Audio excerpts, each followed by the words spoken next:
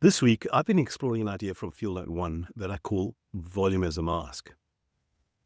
It shows up in many growing businesses. On the surface, things look good.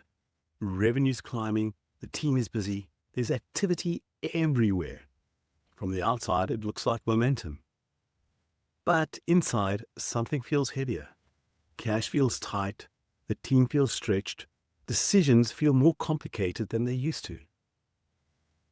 And the instinctive response is almost always the same. Push harder. More quotes. More sales. More turnover.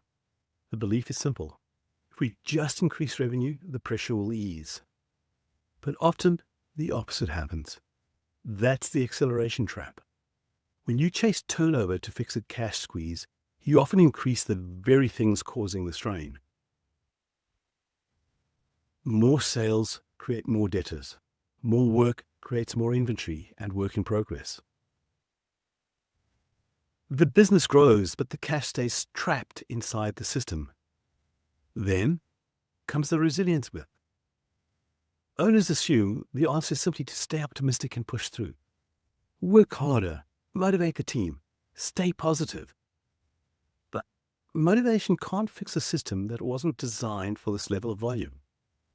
Effort can carry a business for a while, but structure determines whether it can sustain it. The third dynamic is hidden complexity. As businesses grow, small decisions accumulate. One more product, one more exception, one more workaround.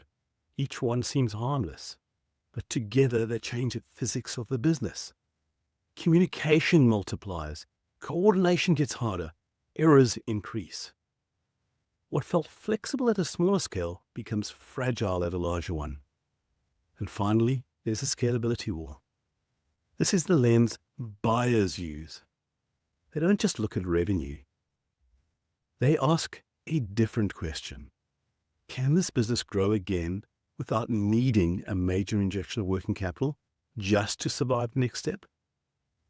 If every increase in turnover requires more cash just to keep the machine running, the business hasn't become scalable.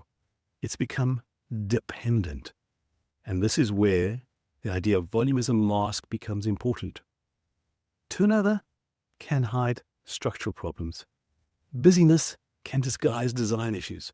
From the inside, it feels like growth. But underneath, the architecture hasn't caught up. Preeminent businesses understand something different. Volume multiplies design. It doesn't repair it. If the underlying structure is strong, growth becomes easier. If it isn't, growth becomes heavier. And that's what Field Note 1 explores. Not as theory, but as a way to recognize when a business is pushing harder than its architecture can currently support.